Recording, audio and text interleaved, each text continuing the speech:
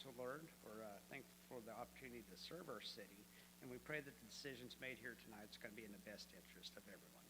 It's in Jesus' name we pray. Amen. Amen. Today in our attendance, we have a guest, the mayor of East Del City, the Honorable Matt Dukes. Mr. Dukes, would you lead us in the Pledge of Allegiance? Pledge allegiance to the flag of the United States of America and to the republic for which it stands, one nation under God, indivisible, with liberty and justice for all. Thank you. You may be seated.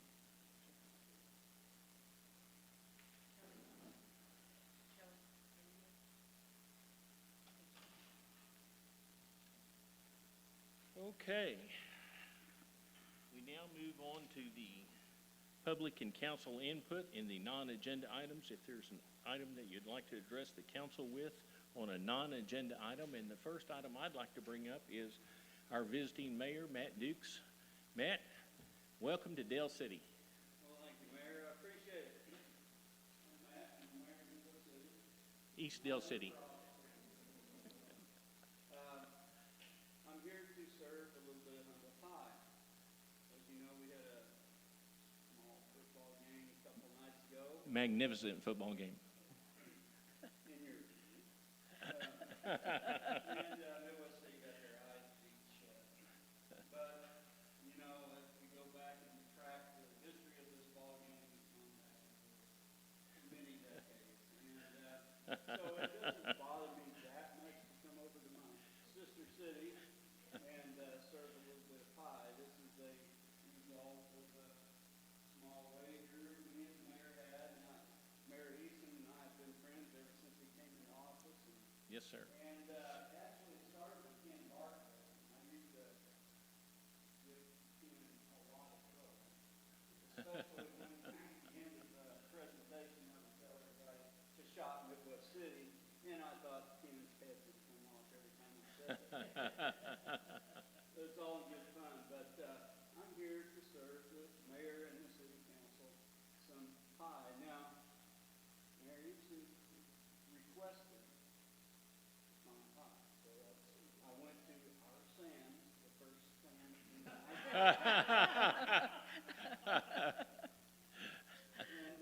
and bought this pie. So without any further ado, I will start serving the pie.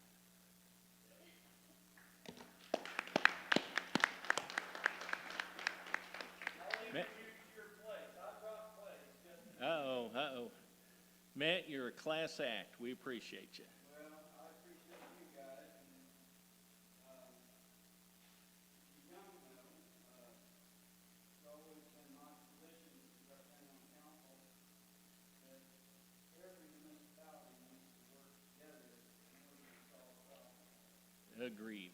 That's agreed. And that's what we need to facilitate between our two communities. Come on, that business. Thank you.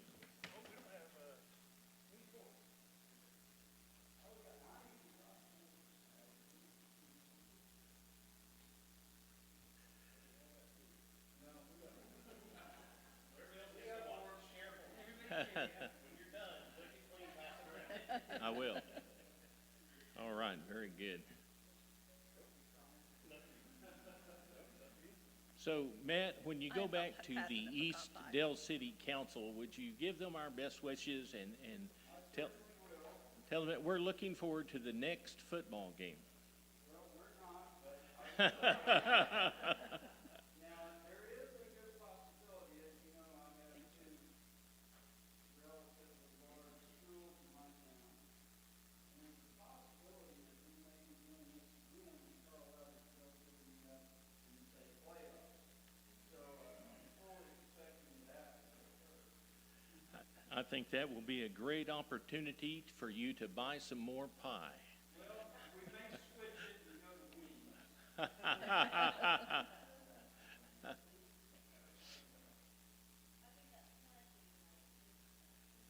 All right. There's some left for the participants here, but once again, thank you for the opportunity to come over here and visit our sister city. And I hope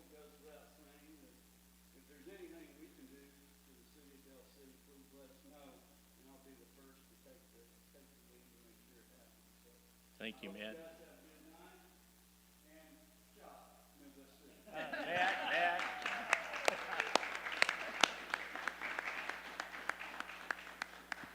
I believe that's East Dell City.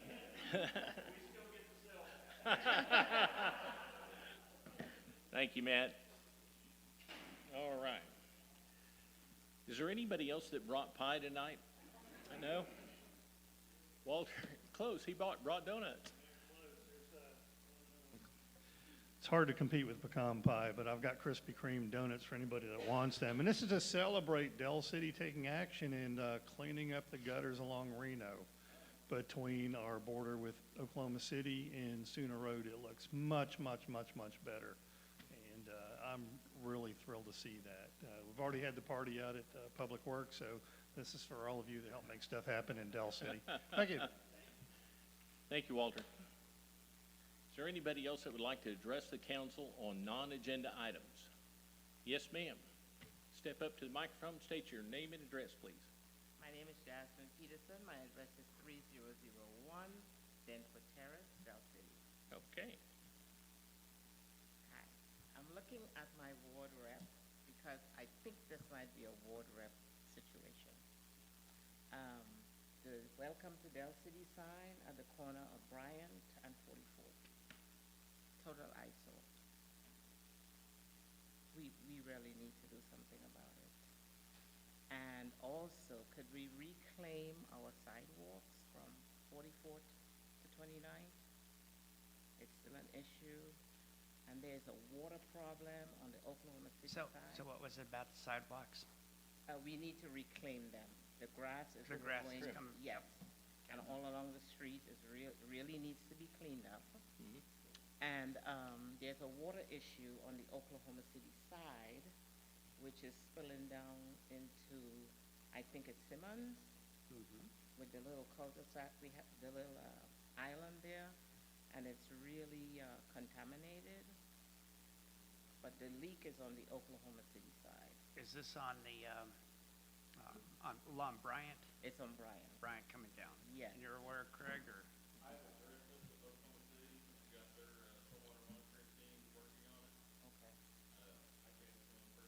Sent it back that they apologize that it's a harder issue than more than just a water leak or it's something else that it's taken longer to, Okay, that they are aware of it and working to. good. Because it has a stench and the kids have to walk in it to go to daycare. So let's see. Water problem, City of Dell City welcome sign, reclaiming our sidewalks, cleaning up the street. Oh, one more thing. Is there a program in the city, or is the city affiliated with any program like community service? Or, that's one point. Second point, if not, could the city reach out to the city dump on the Oklahoma City side? Because all their trash blows from the dump, and it gets caught between 59th and 29th on Bryant. It's like ticker tape parade over there. So if there's a community program where people who have to do community service, Excuse me, may I interrupt just there? sure, We just recently accomplished securing a contract with a program called Shine, and it's a county program, and it's where they take low-risk offenders and let them work their sentence off by picking up trash in the community. awesome. And that sounds like an excellent Yes. application for that program. Yes. Can you contact the Shine people and point them in that direction? All Yes, right. Fabulous. Okay, I'm done. Thank you, ma'am. Thank you. Is there anybody else that would like to address the council on non-agenda items? Ron, come up and state your name. Oh, I know your name. I want you to state it for her. Ron McCall, 3403 South Woodward. First off, hats off to JD, Brittany, and the rest of the Dell City crew for the wonderful Saturday afternoon. That was fabulous. I enjoyed that so much. Very good. And along those lines, hats off, or congratulations to the Parks crew. They had that park looking immaculate. Very well done. So I just want to say thanks, Sue, and job well done. One other item, and I know she mentioned it to Brittany the last time I brought it up, but just a reminder, Shop at the Cop at McDonald's, October 17th, from 5 to 8. Everybody eat at McDonald's that night. All the proceeds from the sale of the coupons will go to Shop at the Cop, $5 a ticket. And a portion of the proceeds from their sales will go to Shop at the Cop as well. Very good. So it's a great program. Let's get out and support it. All right. Thank you, Ron. Is there anybody else that would like to speak to the council on non-agenda items? Councilman Gandy? I just want to reiterate what Ron had to say. This weekend, it was our first annual fiesta here in Del City, the family fiesta, and it was great. My kids loved it. They had smiles on their faces the whole time. It was really fun. I look forward to doing it next year. I want to give a huge thank you to our parks crews. Ray Trent has not looked that good in many, many years. So I'm very happy with the work that went into it. It's one of those things, you throw a party so your house is spotless. We threw a party so our park was spotless. I'm really happy that we took the time to do that. So that's all I've got. Claudia? Same. Thank you, Brittany, and everyone else that put it together. You guys did a great job, and I can't wait to see it every year. So thank you. You guys did great. Councilman Finch? Again, thank you guys. You guys did a great job. Everything else is already given. All this stuff here that says Ward 2, I'm not going to read all this stuff, JD, because it would take all night. So I've already given all my stuff. Okay. Councilman Dean? Yes, thank you for the city doing that stuff. And then over at the school zone is the radar signs, again, are not working this evening. So what now? Okay. And so can we is there a way to leave them on? Because, try to keep me from going over 40 on the way here as I'm late.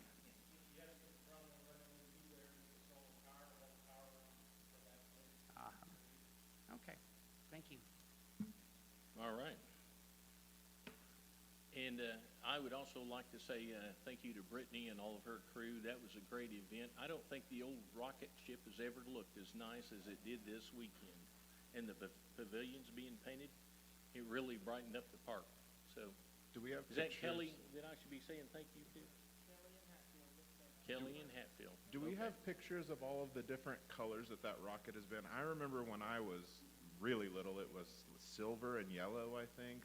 I like the red, white, and blue a lot. That was all lead paint. Yeah. No, Yes, it don't was, talk I'm about sure. that. No.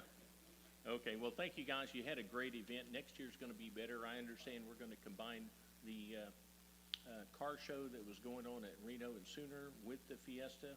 It's going to make it just one great big event. Save me having to drive back and forth between the two. That was a good turnout. Yes? Oh. Thank you. Fire and police, she's writing me notes. Don't forget to thank the fire department and the police department. Thank you, Chief, for coming out. Your guys look great. So appreciate all that. City Manager's report.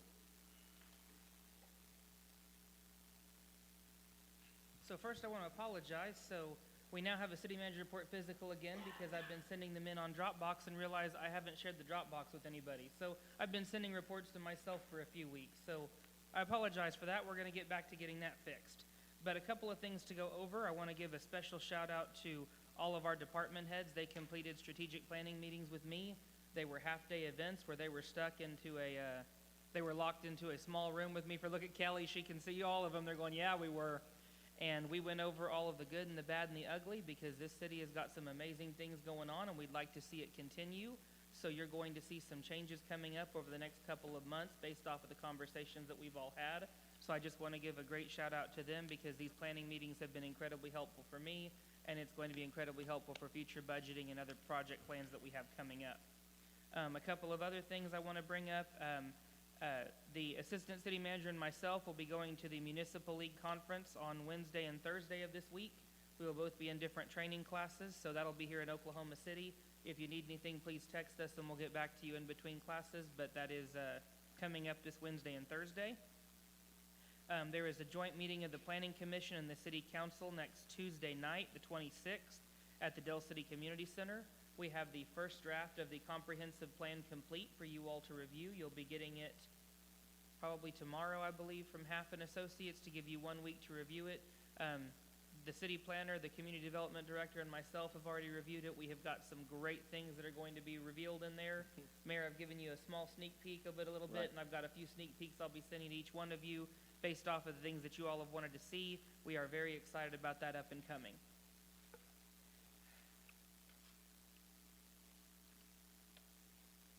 Is there anything special?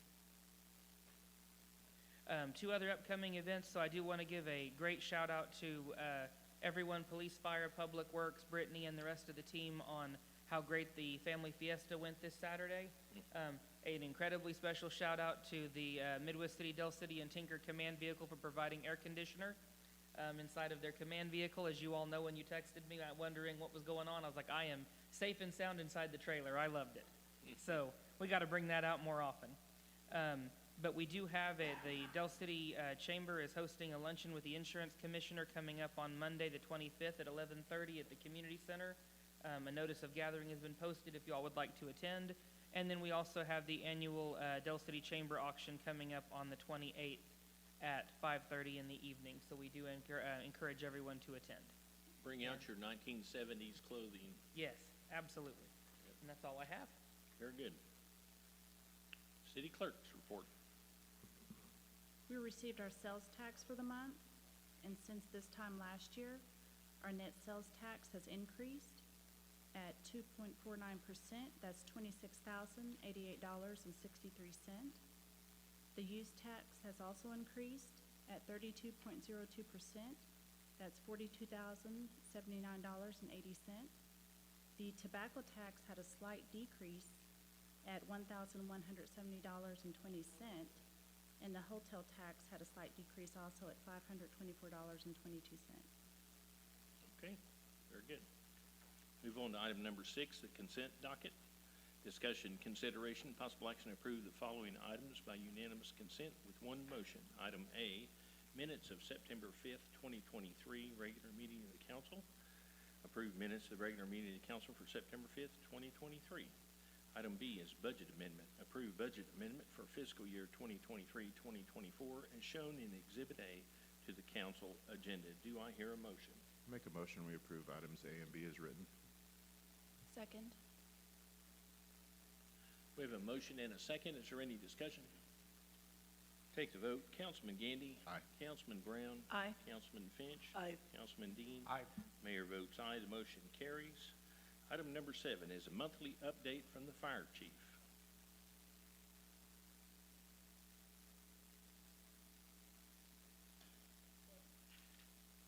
Oh, there he is.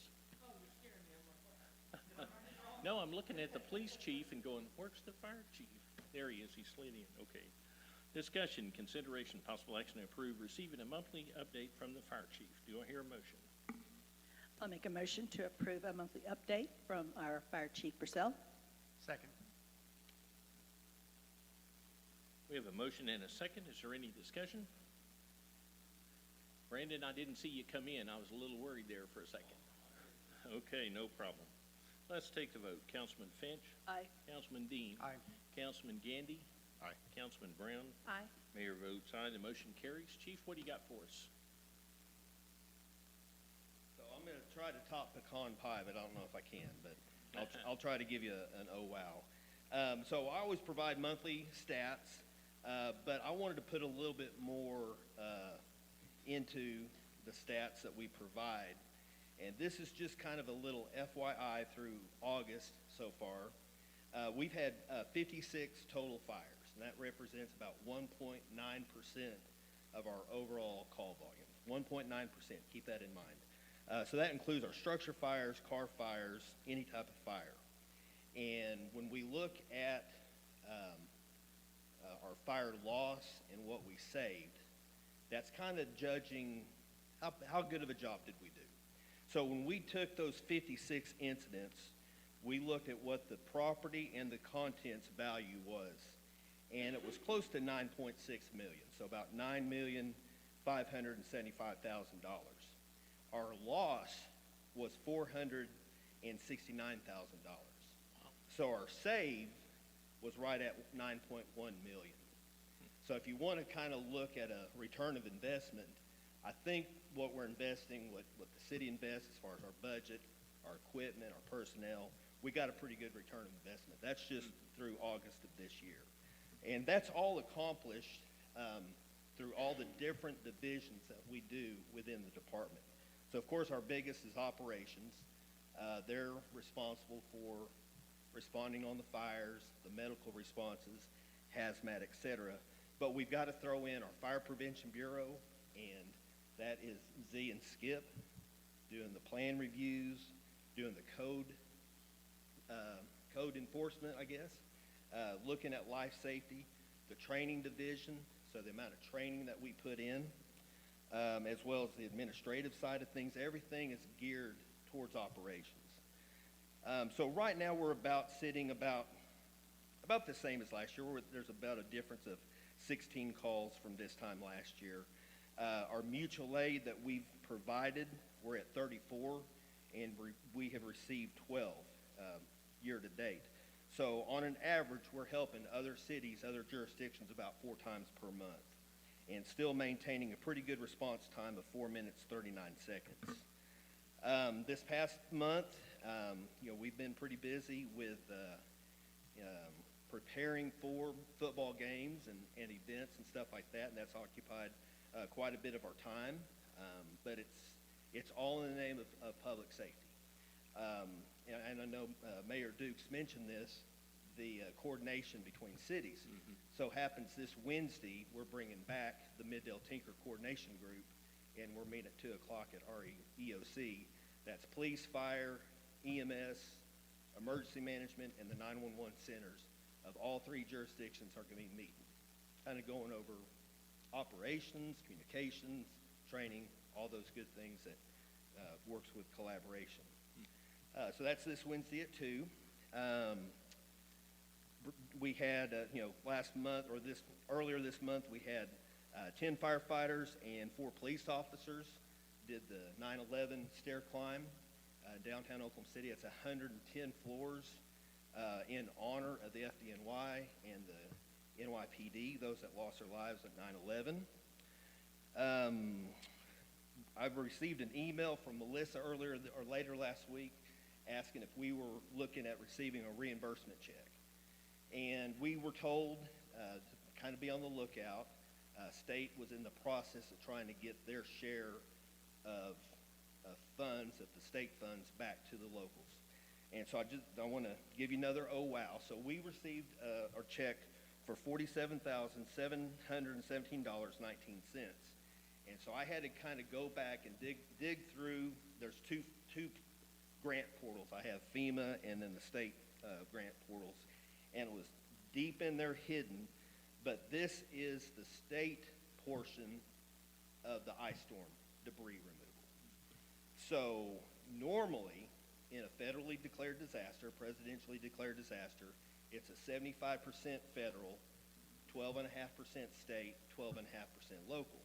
For this particular storm, this particular declaration, the feds picked up 90,000, and then the state and the local were responsible for 5%. So this was the 5% state portion of the debris removal, okay? So the total project for the debris removal, and I know you were in that meeting, and a lot of us were, how are we going to come up with $1 million to go pick up debris? So that project was about $950,400. The feds picked up $855,000. The state picked up the reimbursement check at $47,717. So our portion, what Dale City was responsible for, was $47,000 out of close to $1 million disaster. So it's not gonna happen every time. It's more than likely gonna be the 75%. But when we're crunching numbers and saying where we coming up with that money, when it was all said and done after that ice storm, $47,000 back on the local. So pretty glad that we got that. Pafford, we've got an agenda item coming up for that, but again, still doing great for us. Priority 1 responses are right at 6 minutes, and our threshold was 8 minutes 59 seconds. So they're meeting it every month. Other than that, that's all I've got. Unless you all have any questions for me. Okay, All thank you, right. Chief. Thank you. Yeah. I was glad to see that the fire and the police could play together on the stairs. Well, now I will say they didn't have as much gear as we did. So Blake and a couple of the others, they took off running, and we never caught up back to them. But it was good to have them there. We always enjoy that camaraderie with them. So hopefully we can add a few more firefighters next year. We're supposed to have 11. We had one break a foot last month, so he wasn't able to do it. And I know PD was going to try to have some others. So it's always it's a somber time, but it's always good to reflect on why we do it. And if you didn't know, we receive a name tag for one of the individuals that we're climbing for.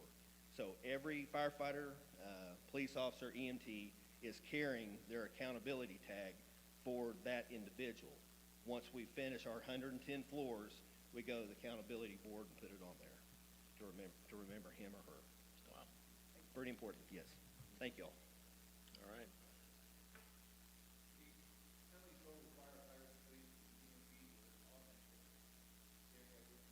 There's 343 FDNY, police officers.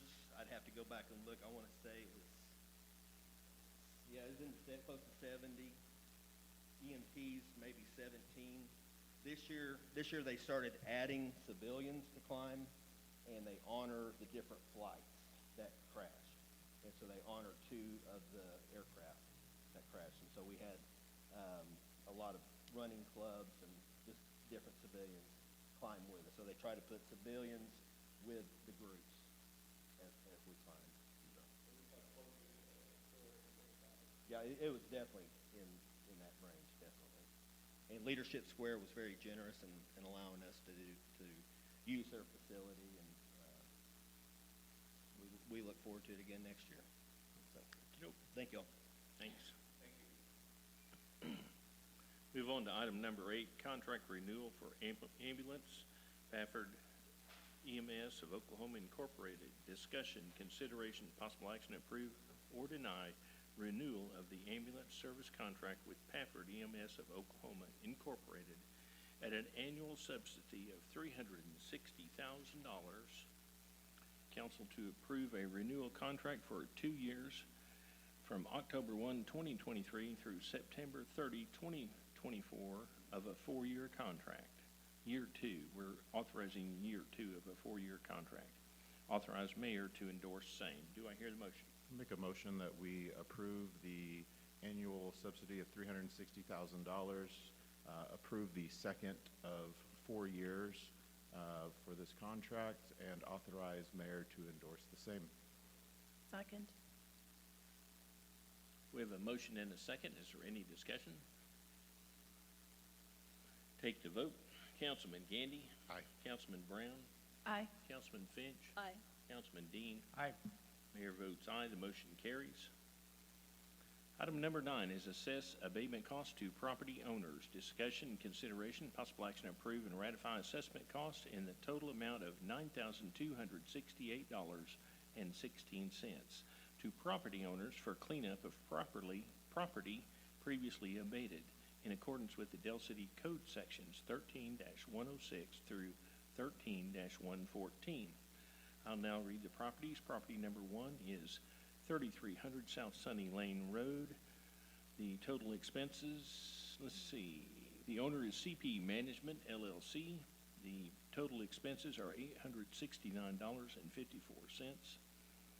Item number 2 is 3500 Delview Drive. The owner is Ingram Charles L. and Ingram Josephine C. of Del City. The total expenses are $2,769.54. Property number 3 is 2208 Vicky Drive. The owner is Nevier Monty and Ivana of Dale City, Oklahoma. Total expenses $4,619.54. Property number 4 is 3500 Overland Drive. The owners are Robbie J. and Austin Wayne Cherry of Dale City, Oklahoma. The total expenses are $1,009.54. Do I hear a motion? Did you make that in the form of a motion, Mayor, or? I could, or you can make a motion as read. Okay, I'll make a motion that we approve this as written. Second. We have a motion and a second. Is there any discussion? Take the vote. Councilman Gandy? Aye. Councilman Finch? Aye. Councilman Dean? Aye. Councilman Brown? Aye. Mayor votes aye. The motion carries. Item number 10 is purchase of drone program for DCPD.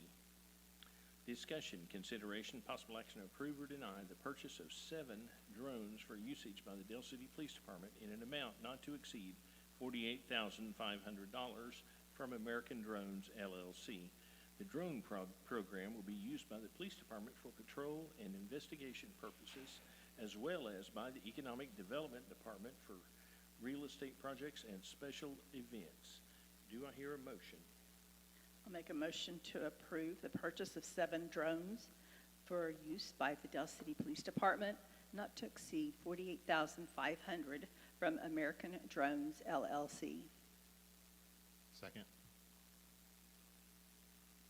We have a motion and a second. Is there any discussion?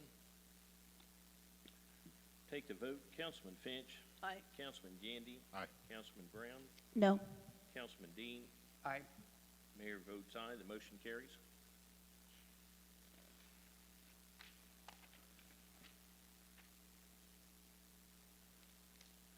Move on to item number 11, the annual contract for the animal shelter services with the City of Oklahoma City. Discussion, consideration, possible action to approve or deny agreement with the City of Oklahoma City to renew the agreement for animal shelter services. This agreement is effective July 1, 2023 to June 30, 2024. The purpose of this agreement is to promote the health, safety, and public welfare of the citizens of both entities and to further promote the humane care, treatment, and disposition of animals coming into possession of either of the parties to this agreement. Do I hear a motion? Make a motion that we approve the agreement as written and approve the motion as written. Second. We have a motion and a second. Is there any discussion? Yes, I was wondering if we could either get the animal control officer or Interstate. Sure. So the question is we have other animal shelters we could use. Yes. We've, of course, have always gone with Oklahoma City, and they did have the virus going through to where they were closed down for quite a while. Besides that, which is unavoidable, should we look at any other place? Should we look at Midwest City? Should we look at any other places to possibly go with Yes. for animal shelter? And the other thing is how does it go? Is the animal control officers happy with the drop-off process? I mean, is it reasonable enough? When the animal shelter shut down the first time with the virus that was going around, pretty much everybody else shut down too. So it wouldn't have helped to have anybody else on contract with that. Yes, we definitely need to look at somebody else just to see what our options are.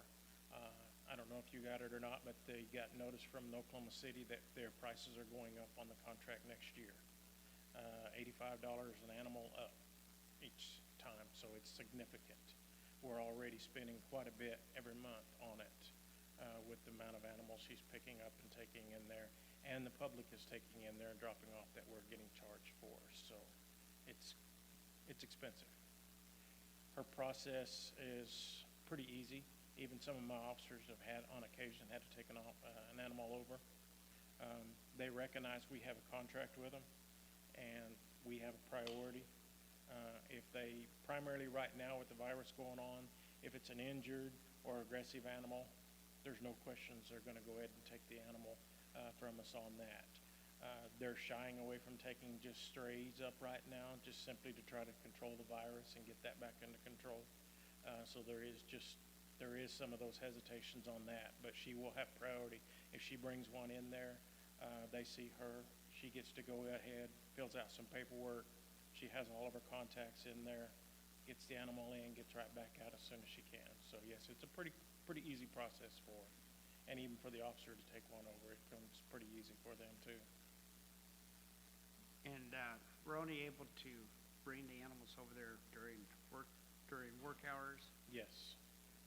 It's their facility, they're locked down, we don't have any access to it after hours. Okay. The proximity of that shelter is one of the factors in deciding to use them. They're very Yes. close. Yes, very close. Thank you. We have a motion and a second. Any further discussion?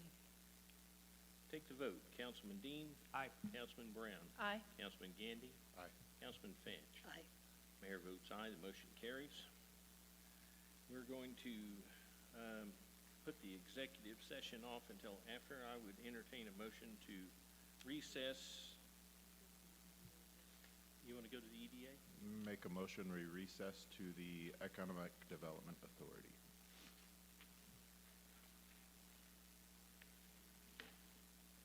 Second. We have a motion and a second. Is there any discussion? Take the vote. Councilman Gandy. Aye. Councilman Dean. Aye. Councilman Finch. Councilman Brown. Aye. Mayor votes aye. We are now recessed to the Economic Development Authority. Here you go, Pam. This is the Del City Economic Development Authority. Melissa, will you call roll, please? Trustee Gandy. Here. Trustee Brown. Here. Trustee Dean. Here. Trustee Eason. Here. And Chairwoman Finch. Here. At this time, is there any public input for the Del City Economic Development?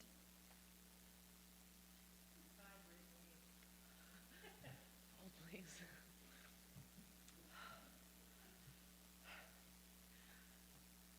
We met with Commissioner Carrie Bloomert last Friday, and one of the topics that she brought up was an upcoming advisory committee meeting in regards to the location of the new jail. I know that there's been a lot of concern from Del City citizens because there's been conversation about that might be close.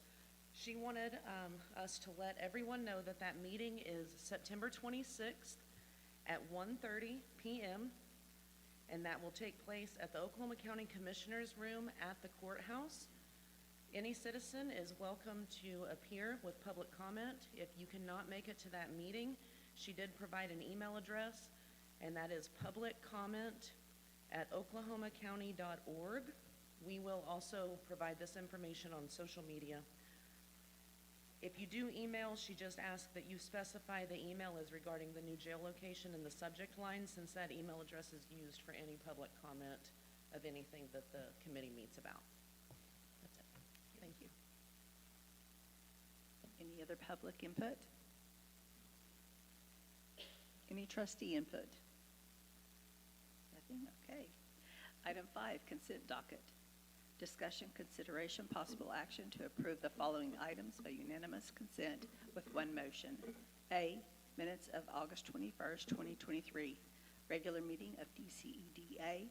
Approved minutes of regular meeting of DCEDA of August 21st, 2023. Item B, budget amendment. Approved budget amendment for fiscal year 2023-2024, as shown in Exhibit A to DCEDA agenda.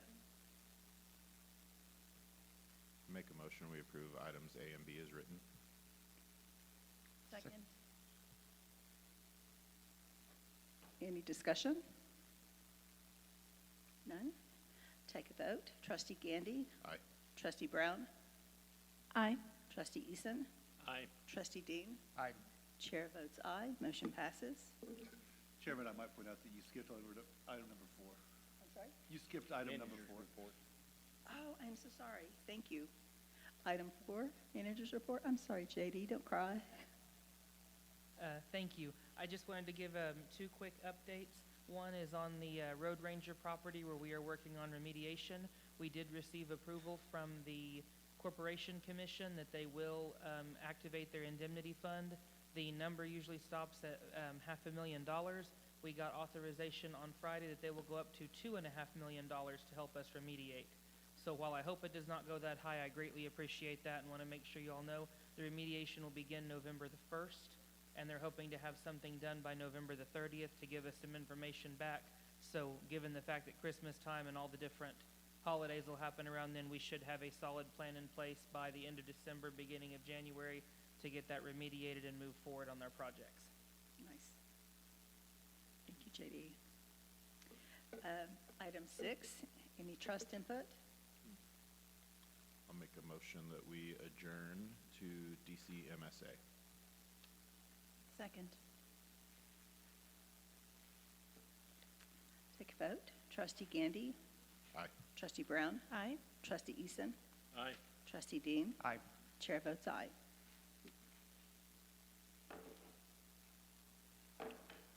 Call to order the Dale City Municipal Services Authority for November 18, 2023. Melissa, would you call the roll, please? Trustee Gandy. Here. Trustee Brown. Here. Trustee Finch. Trustee Dean. Here. Chairman Eason. Chairman is here. Is there anybody in the public that would like to address the Municipal Services Authority on non-agenda items? I'm back. Thank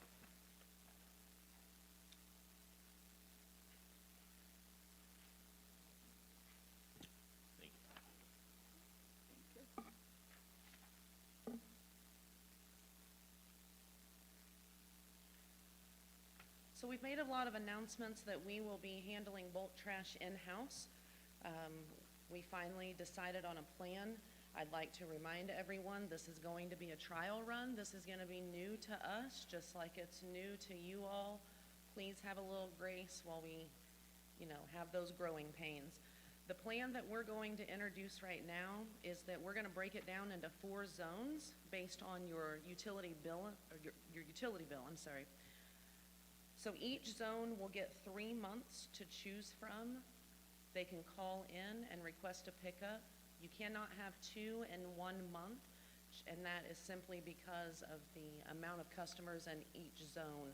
We need to free up those drivers. It'll be determined by your account number. This is just a rough draft. We're going to roll this out October 1st, and so that will start with Zone 2, and this will go until early next year, and we will be able to determine if it's feasible, if we need to make changes, and it will also really help us get a grasp of just how many people take advantage of this program. So I'll have more information as we roll that out. So do zones mean ward? No. No. No. It'll be determined by the first 2 numbers on your utility bill. That will tell you what billing zone that you're in. So that's broken down here. This will also go out in the newsletter. This will be all over Facebook. We'll put it on our website. Utility billing understands that there's going to be a lot of questions. A lot of people don't know their account number. They will have all this information and be able to help as well. So the concern I have is must be 4 cubic yards or less. I'm sure that if you get out there and it looks like 4.5 or 5, that they're probably going to take it. The question is when you get out there and it's 6, is there a way to just go ahead and get this set up to where, if you exceed the 4 yards, that there would be a surcharge by us leaving it there, redoing it, or We can't do that because I can't give you a blanket statement that we're going to assess fees on your utility account without knowing what that number is and having you authorize that. So the 4 cubic yards is no different than what we had with the contractors. And like you said, if it's 4.5 yards, we're probably gonna pick it up. We're not gonna throw a fit. Again, it's gonna be growing pains on our side as far as how many people do try and put out more than 4 cubic yards and what those costs look like. We talked about, we have special sanitation pickup right now anyways, and it's minimal cost. I don't know that we're gonna go any cheaper than what we already offer, but it could be something as simple as sanitation letting utility billing know. See if you can get a hold of them. We're already out here. We don't want to drive back. If we can get a quick authorization, we'll try and do that. But I would not be comfortable picking it up and then assessing that without you knowing what that charge is going to be. So with that in mind, I think whenever people, you're saying that they're gonna call in to request this, at that point, we could go and request a callback number. Absolutely. Yeah. Yes, all that information will be on the service order. Will the drivers be the ones that will be able to estimate, so if it's 6 yards, 6 cubic yards, will the drivers be the ones that are estimating what that additional cost will be? Yes, we have 2 drivers who will be solely dedicated to driving these knuckle booms, and the sanitation supervisor is working with them every day, all day right now. They're going on all the special pickups that are being requested so that they can make sure that there's consistency no matter who's driving the knuckle boom and who goes out there. Good. And so, in the end, is the sanitation guy should be able to say it's gonna cost an extra $50 to pick it up, and then they can relay that right Correct. through the phone call. Absolutely. So Very good. someone will call and we just send a truck out there. Yep. It's not gonna be like curbside pickup where someone comes out and assesses the trash and then the truck comes later. Right, no, whenever you call, we're going to verify, is it already at the curb? Because depending, especially with having 2 drivers, if it's slow, there's a chance from the time that you call in and request the pickup, I could have a driver out there in 2 hours to pick it up. So it needs to be out on the curb and ready at the time that you call utility billing and request the service order, and then we're going to give them a 3-day window. We're hoping that it won't take that long, but just in case, we just don't know. We don't know what is gonna happen. So the nice part of this is you have to call in and request it. So if that should help, It's on your terms. yeah, I Yep. like that. All right. Good deal. I like it. Thank you.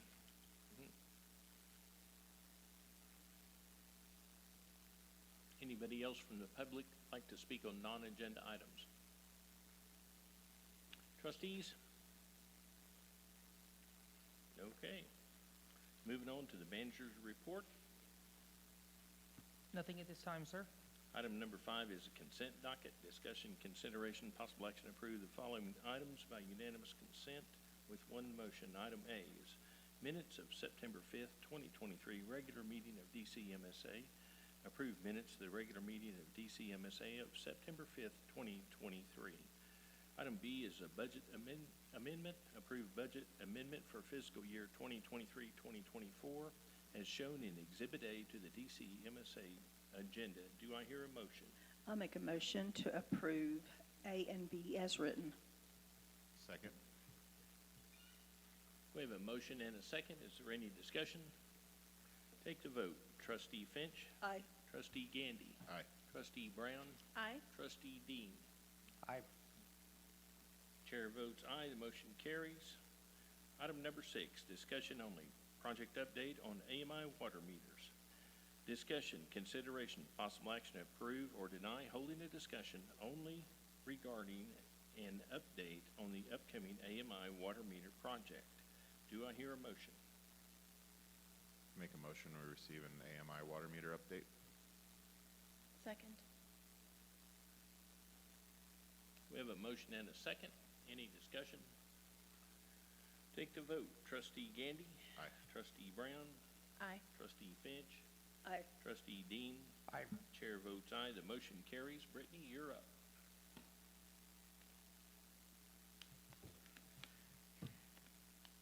We had a meeting this morning. As of this morning, we currently have 1,302 meters installed and actively reading.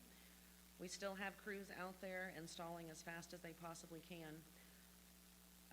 The good news is that I'm super excited to tell you is because of the dashboard that TSET offers, and this is gonna be the same dashboard that we're gonna roll out to customers once you all have enough hard data in there for it to make sense.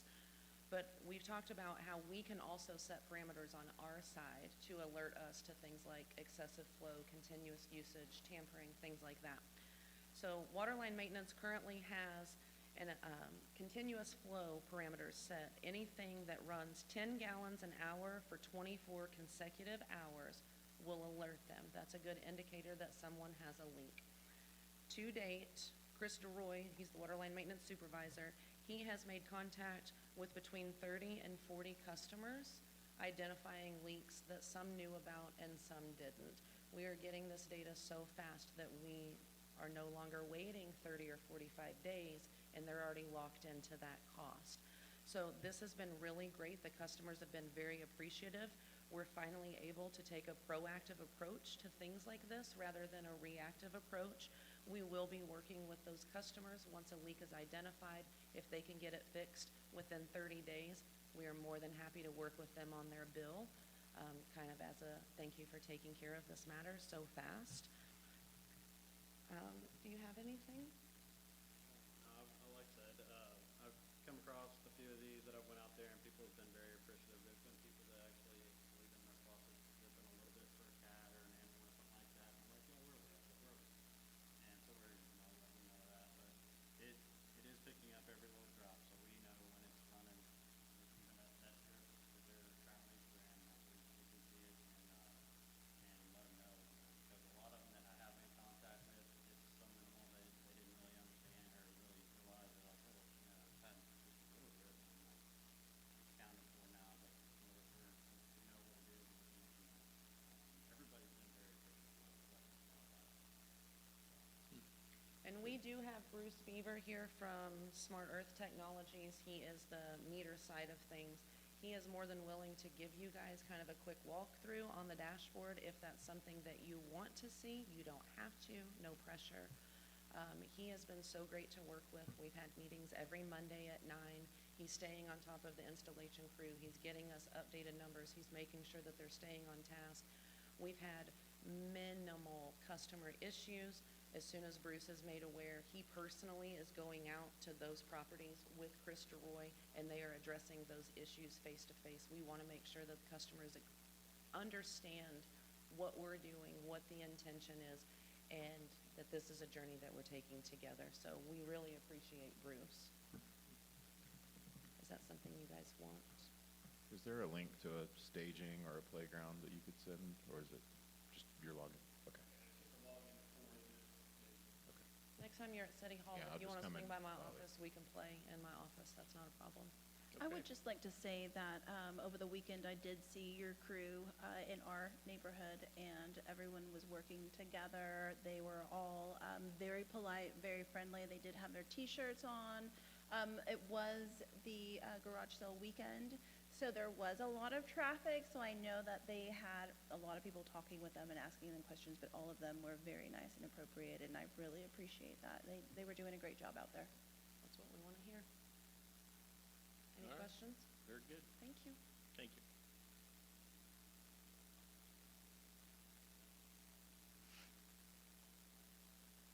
Okay, move on to item number 7, discussion only, ComCD projects. Discussion, consideration, possible action to approve or deny allowing a discussion on ComCD projects and activities, including the Norman Water Reuse Study. Do I hear a motion? I make a motion that we allow discussion on ComCD projects activities, including the Norman Water Reuse Study. Second.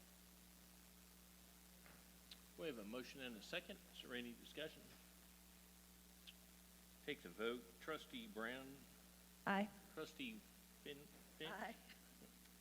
Trustee Gandy, Aye. Trustee Dean. Aye. Chair votes aye. The discussion is now open. JD, are you going to be? Okay. Hello, everyone. So I'm the director for ComCD, which is Lake Thunderbird, and there's 7 members on the board. It's basically split up amongst our ownership of the lake.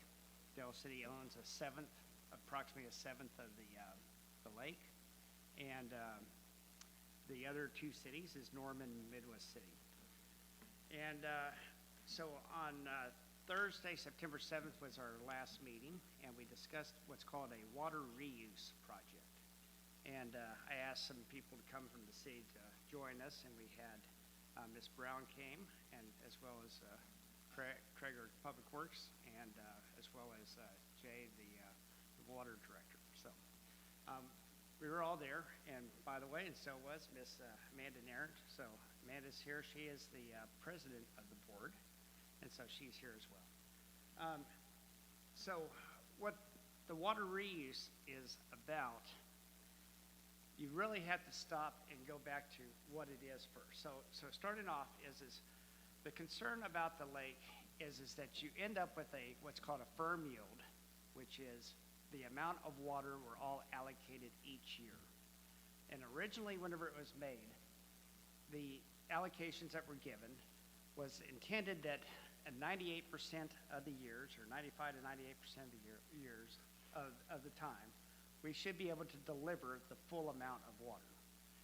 And so what that implies by itself is that 2% to 5% of the time you would not be able to do it. And that goes to what kind of droughts you're having and what kind of stuff.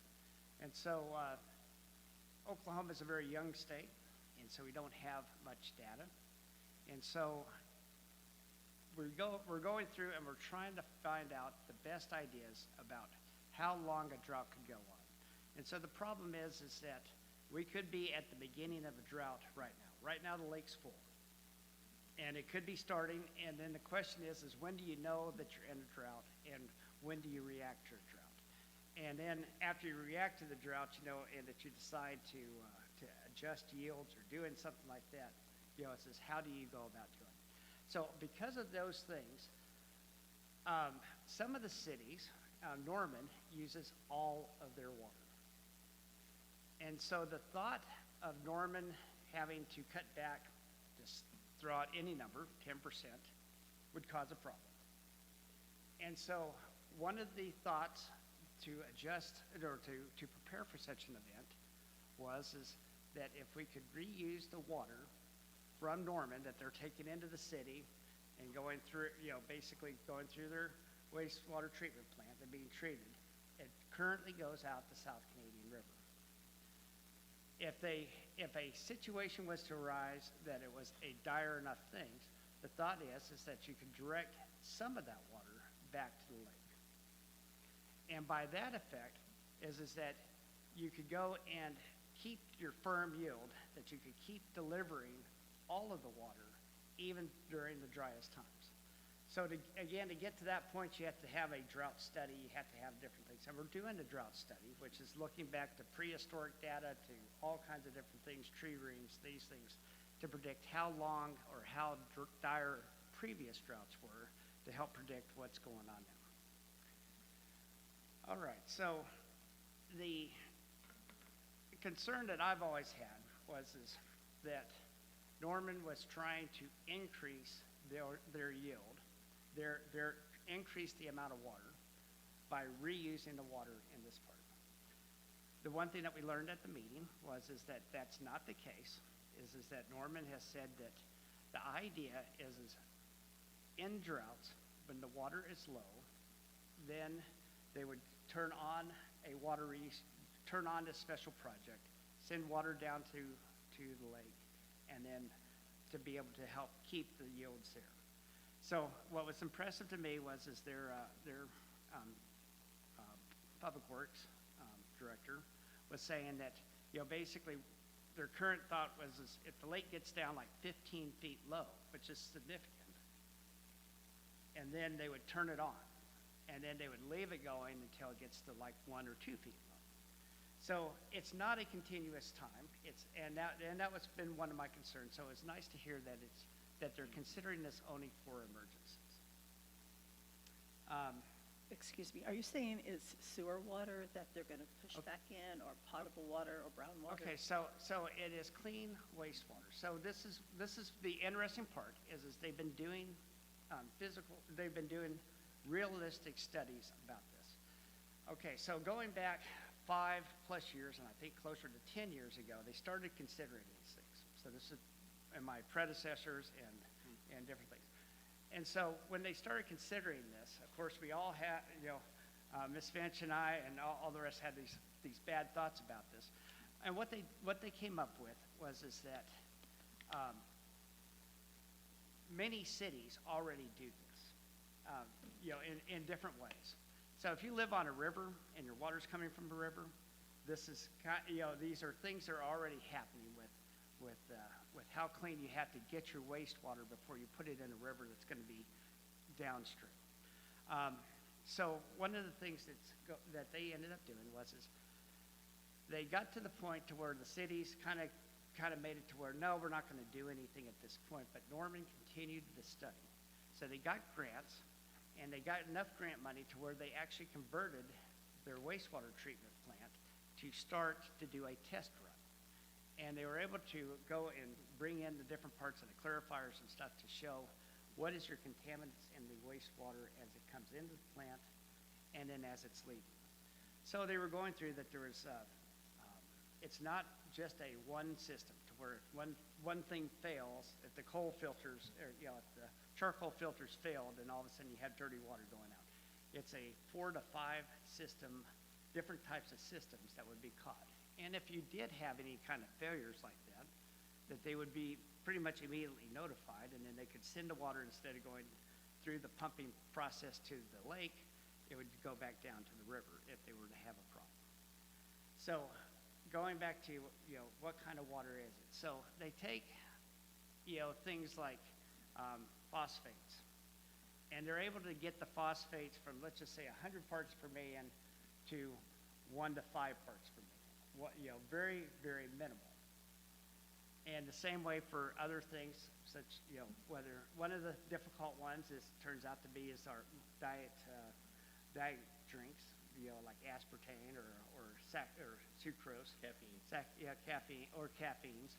And some of those are difficult, but they're still able to get it from, let's again go from 100 parts per million down to 10 or 15. And we can have we'll have in the future, before we ever discuss or do anything, the way that would work.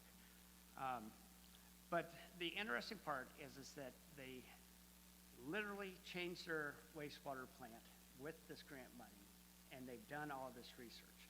So why is it, so one of the interesting parts is it costs a lot of money to treat this water to this extent. So it is not beneficial for them to be putting water back into the lake when the lake is full, especially if they can't get their yields changed. So with that in mind, is my concerns about them just trying to get an extra 500 million gallons of water for the year or whatever else. That's not the case. It is, their concern is losing that, what's called that firm yield, to where we can't deliver them, let's just say 3 billion gallons of water for the year, and we can only deliver them 2.5 billion gallons of water. That's their concern, and that's why they're looking into this. I would say, they didn't go into this part. I would say that the concern for this part is that this is an emergency. This is not necessarily for them. I think it's been somewhat implied about, if it's going to be just for an emergency situation, are we going to be asked as partners in the lake to help protect the lake during extreme droughts? So that would be a funding question. So again, that has not been even brought up at the meeting. But anyway, that's the long-term question, things that could be going on is that we could be being asked to help participate with costs in the future. Any questions? The interesting thing to me about this is this technology has been around for quite some time. They're talking about like reverse osmosis and microfiltration and all that. It's not a cheap process. It's something that's costly, so obviously you wouldn't want to do it every day. You just do it when it's necessary. There are cities, Wichita Falls, Texas, that has been doing this for probably 15, 20 years. Big Spring, Texas, over half of their drinking water comes from recycled wastewater. They can get that so clean, they can strip that water down so pure that the water actually becomes hazardous. Then they have to re-inject the minerals and some of the other properties.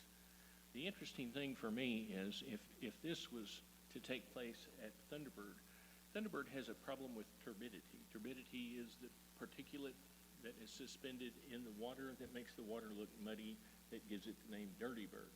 That's where that comes from, the turbidity. And a process like this would actually improve the turbidity and it would just increase the value of the water and the quality of the water. This is actually cleaner water than comes through the storm drains. Thunderbird collects water, correct me if I'm wrong, they collect water from Moore Streets, the storm drains. So the Thunderbird watershed includes a little bit of Oklahoma City, most of Moore, and about half of Norman. Norman sits across two watersheds, the South Canadian and Thunderbird watershed. So those municipalities drain into the lake. And Thunderbird's unique in that we don't have any, we have no point source discharges. So we're not already receiving treated wastewater, Right. which most lakes do, Mhm. right? We're not receiving any discharges from industrial use. Thunderbird is unique in that way. We don't, it's all non-point source, which is runoff, right? That's Correct, where the surface water. from those cities. And you probably know that Thunderbird has a very serious water quality problem. From the water quality of that runoff, there's a federally mandated PMPL in that lake, and those three municipalities are required to clean it up. So, answer your question. Have that. And three more, if you have. But So- you've done so- a great job, and a great job today. So what we're looking at is we're getting the runoff from the streets, from the storm drains, and all the contaminants that are in it. So what you're actually looking at is the treated water that's coming from Norman is actually cleaner than the rain runoff that's coming into the lake now. So it would potentially improve the water quality of the lake and actually make it much higher quality lake than it is right now with just the runoff running down the streets. So it's not a bad program. It's fairly effective, and it will only increase the quality of the lake. So the reverse osmosis is not being discussed at this time. Okay. But there's other processes with it. But reverse osmosis, filters out, almost everything to that point. They did get the water down clean enough to where they get to go and take the drinks of water of it, and and try it out. I asked him if they just took a sip or did he drink the whole glass down. But like I said, if it's I've been against it for a very long time, but after listening to it being an emergency type of source, it's when it's an emergency, we're all going to be hurt. So that's sort of changed my mind. I won't be doing anything without council's approval and that kind of stuff, but I wanted to make sure everybody was aware So, of Michael, this has resurfaced. I do know that there's a lot of pharmaceuticals in our sewer water and in the water that they filter. How are they treating that, and what is do you know the percentages of the pharmaceuticals that come off? And so with the pharmaceuticals, with any of the stuff, first off, the lake, we've already commissioned a study on the lake to see what's in the lake now. And so it's called a contamination of emerging concern. And so, if PCP or heroin or opioids is one of them, there's basically about 4,000 or so CEs, there's a lot of them. So anyway, they've gone through and they picked a few hundred or I think several hundred that we're testing for, and we're getting a baseline of what the lake is. Now, going to the question about, so now we're going to have the water go through the city, come back out, and with the pharmaceuticals getting back into the water, is the cleaning process of going through the the charcoal filters, the sand filters, the different parts. Those are all reducing it from the initial amount that's in it down to Minuscule. to like 1,000th or 10,000th. It's a log scale type of reduction. And we are welcome, if we want to actually have the engineers who are running the Norman study, where they've already had the presentation. They would be happy to come out and give it to us. Norman would be happy for anybody to hopefully buy in any more to this program. So they would be happy to come out and show us the results that they've got. What percentage of the lake would be would Norman be putting back into the lake, I guess? So- How diluted is the water that Norman is gonna be putting back in the lake? How diluted is it gonna be? So it's, the number was 500 or something. Do you remember that correct? Hectacre?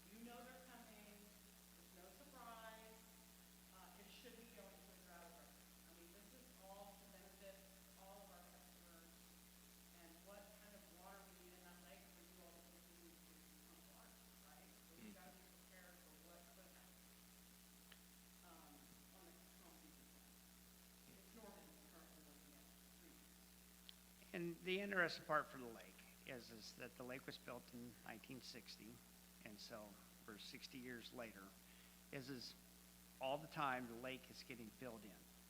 So at some point, You mean it's going to be silted? filled in from silt and sludge. Silted in, right. Silted in. And so the you're actual losing amount of volume. water that's there and available keeps changing and reducing. Now, the firm yield, the yield that we're allowed, does not change.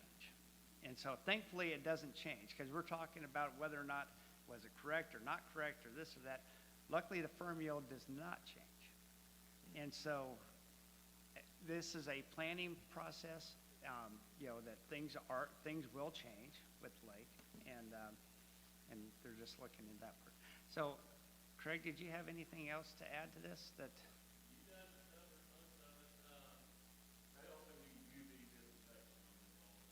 Right. Turns out the hardest thing to get rid of is the caffeine. one of my biggest concerns is the pipeline just goes right out there and pours right in.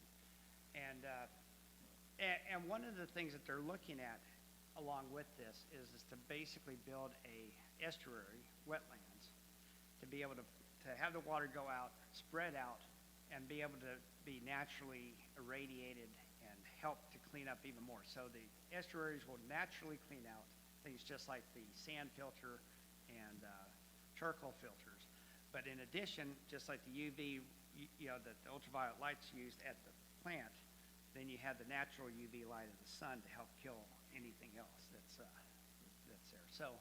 So if that's added in with it, you would end up with the water that is able to be spread out, filtered again for free, and then there's like 6 miles for this water to flow down this creek. And so you'd have the 6 miles of the creek time to also assist before it ever gets to the lake. So those are some additional things that was pleasing, to hear. I like the idea that it will improve the quality of the water that's already in the lake.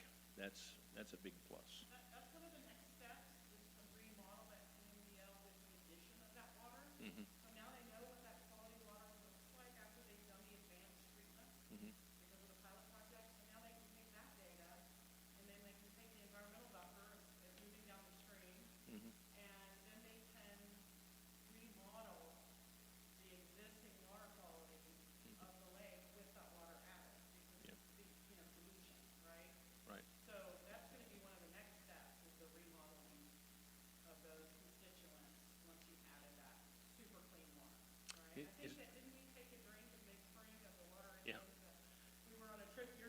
I drank my whole glass, if you're, I drank the whole glass.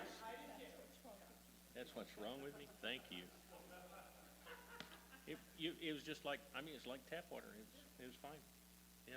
I would like to mention that I think it's really great that we're even having this discussion, and I think it's really wonderful that Dean is part of this, and I'm so glad that Amanda's here, because this is something that we're going to be discussing for a while, I think, and the fact that we get just information right off the press from Dean, I think it's wonderful. So the fact that Del City's right there in the forefront, and we're involved in these conversations, and especially the fact that even Craig was there at the meeting, and he's ready to learn and to include his input as well, and bring it back to Del City. I think it's wonderful. So I would love to hear more, and look forward, to continue to go to more of those meetings. When was it that we went to Big Spring? Was that like 4 or 5 years ago? No, I think it was in 2014, 2015. Yeah, we've been working on it since then. Yeah. Yes, sir. Ron, what do you got?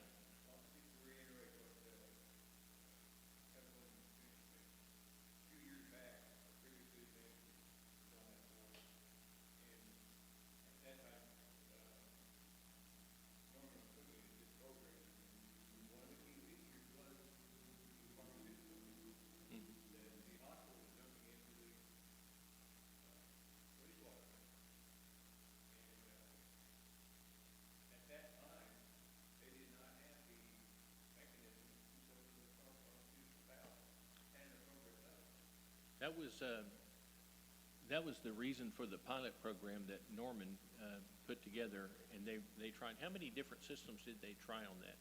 They tried 3. 3. They didn't want reverse osmosis because it creates a lot of waste. Right. What do you do with it? We don't want it to be rejected in Oklahoma because we know what happens when you do that. Sure. So they tried I think 3 different types that don't create a lot of waste. And the final report hasn't come out yet, so it's to come shortly. Yeah. So But it's that is yet to come. available for everybody. The technology has changed quite a bit from 24. Sure. And that's the report that we're waiting on. And so, several things could be part of this, which is they have multiple wastewater treatment plants. Not like us, we have one. You only have one? Over to it. So then the next part is they are taking the actual pharmaceutical count during the test, doing all the laboratory tests. And they did this over, how long was it, a year? 17 months. Over 17 months, they're taking all these samples, very, very often, sending them all out, checking for pharmaceuticals, checking for all these different things, and we can get that report again. And then they looked at it, and basically every single category was dramatically reduced. And so, not that any of this is any great thing for us, and I live closest to the water treatment plant, so I get my water more from Lake Thunderbird. Is that our water is supplemented by our well water. So even if it was at, let's just say, 5 parts per million for something, effectively a lot of our water being even half of that. So there's things, but again, we need to see the reports. But the reports look good so far.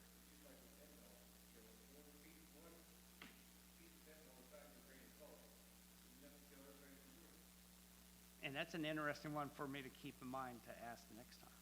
Yeah, fentanyl, how do we keep the one little thing of fentanyl from sneaking through? So that's an interesting question. Thank you, sir. Okay. Add that those DECs aren't regulated by the EPA at all.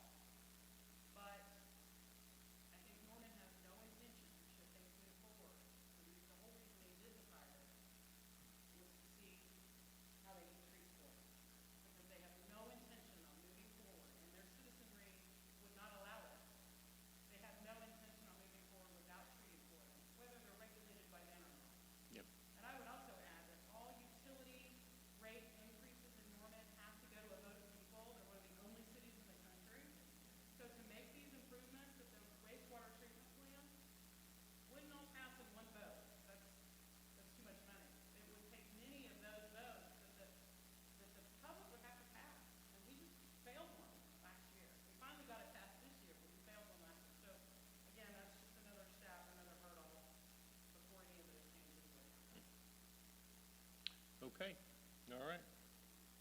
questions, anybody?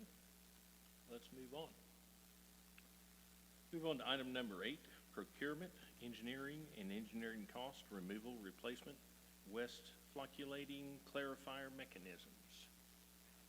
Discussion, consideration, possible action to approve or deny entering into a contract with Plumer and Associates for the engineering of the removal and replacement of the 2 flocculating clarifier mechanisms at the water treatment plant for an amount not to exceed $167,667. Do I hear a motion? Make a motion that we approve entering into a contract with Plummer and Associates for the engineering of the removal and the replacement of the west flocculating clarifier mechanism at the water treatment plant for an amount not to exceed $167,667. Second. We have a motion and a second. Is there any discussion? Yes, it's the company that we're using, Plummer and Associates that's on this. They've been used for the Dell City water line replacement project at ComCD.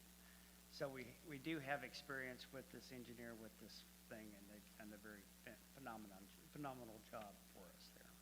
So that's been very nice. And then the interesting part about this is normally these expenses is usually from the engineer and the design thing, it's usually 10 to 15% of the cost. So that, so basically what this amount is you're looking to, $1.5 million or $2 million to get this done. Yep. You want to explain flocculating? I bet there's not very many people that, it's what brings the impurities together and allows you to filter them out. Is that right, Craig? Close enough. All right, we have a motion and a second. Any further discussion? Take the vote. Councilman Gandy? Aye. Councilman Finch? Aye. Councilman Dean? I Councilman Brown? Aye. Chair votes aye. Motion carries. Any further trust input? make a motion that we adjourn to the Dell City Council meeting. Second. We have a motion and a second. Any discussion? Take the vote. Councilman Dean? Aye. Councilman Brown? Aye. Councilman Gandy? Aye. Councilman Finch? Aye.